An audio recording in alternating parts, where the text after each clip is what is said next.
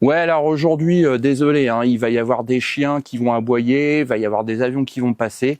Après tout, c'est la vie. Bonjour à tous, aujourd'hui j'en profite pour vous montrer comment je prépare les nouvelles zones de culture. Vous allez voir, hein, c'est sans travail du sol, sans trop d'efforts. Après, c'est ma méthode. Tout le monde a à peu près sa méthode. Moi, je vous montre la mienne. Vous n'êtes pas obligé de la suivre, mais je vous montre quand même comment je fais. Bienvenue à vous sur ma chaîne, je m'appelle Louis, j'ai deux passions dans la vie, c'est mon jardin et mes lapins.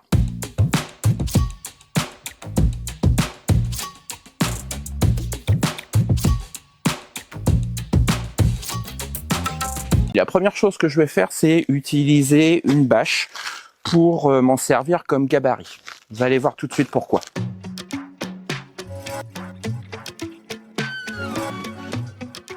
La deuxième étape, c'est que je vais utiliser cet outil-là. Donc c'est une demi-lune, c'est plutôt pas mal. Celui-là, c'est le modèle de chez Truffaut. Vous avez aussi Rootslayer qui fait aussi un modèle qui est pas trop mal. Moi, j'aime bien utiliser ça. Et ce que je vais faire, en fait, c'est que je vais détourer la zone que j'utilise comme gabarit avec la bâche. L'intérêt, si vous me suivez depuis le début, c'est que moi, tout autour de mes zones potagères, je fais des rigoles. Ce qui fait que quand il pleut énormément, l'eau s'évacue justement par ces rigoles et ne stagne pas sur les zones potagères.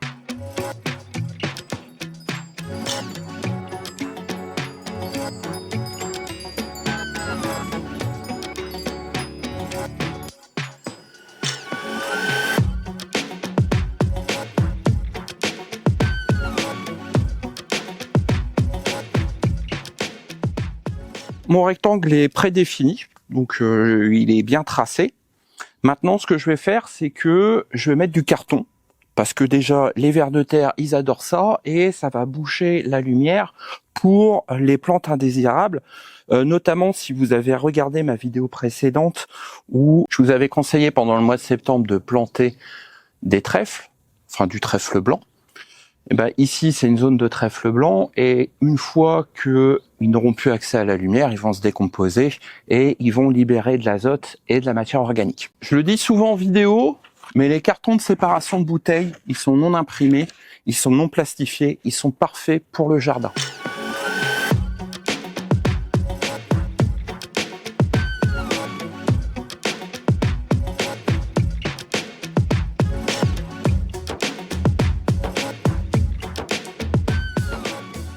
Donc voilà, j'ai terminé d'étaler mes cartons. Alors un vrai conseil, ne mettez pas qu'une épaisseur de carton parce que ça va servir à rien. À la première occasion, les plantes vont repousser. Il faut en mettre quand même 2 épaisseurs. Ensuite, ce que je vais faire, c'est que je vais étaler de la tonte. J'ai aussi un peu de foin que mes lapins ont souillé et qui ne voulaient plus. Donc je vais l'utiliser aussi pour cette nouvelle zone.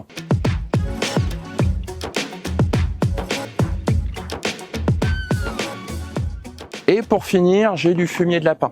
Donc c'est le fumier de mes lapins, j'en ai suffisamment pour cette zone-là. Alors vous avez pu entendre dans d'autres vidéos que le fumier de lapin est déséquilibré. C'est complètement faux. En fait, ça vient du fumier de lapin de ferme, en fait, et c'est des lapins qui sont nourris à la graine. Donc, il faut savoir qu'un lapin, c'est un herbivore strict, et il consomme de l'azote, et il refait de l'azote. Le problème, c'est que les lapins de ferme, eux, consomment des graines. En plus, la nourriture qui est donnée aux lapins de ferme, elle est tellement riche qu'ils ne mangent pas leurs cécotropes. Il faut savoir que les lapins, pour digérer, remangent leurs crottes, qu'on appelle des cécotropes, pour les refaire en crotte beaucoup plus dure et digérée, de la matière carbone. Autre chose, le lapin a du mal à fixer le calcium, ce qui fait que il ne fixe pas aussi le phosphore. L'avantage, c'est que son urine est plus riche en phosphore que, par exemple, le fumier de cheval.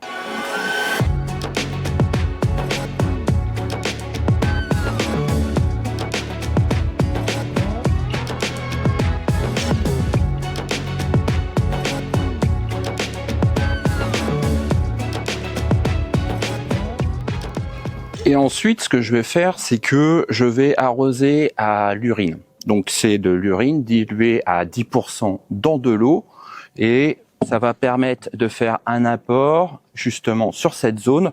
Donc je reviendrai environ une fois tous les mois pour faire un arrosage justement à l'urine de façon à ce qu'il soit suffisamment amendé pour le printemps.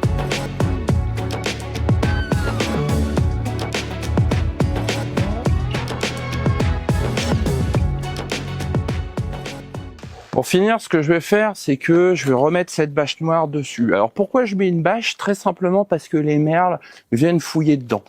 La deuxième raison, ça va éviter tout ce qui est semis qui va se déplacer avec le vent, qui pourrait pousser justement sur cette zone. Je pourrais utiliser des cagettes, mais j'ai pas envie que ça repousse par-dessus ce que je viens de préparer.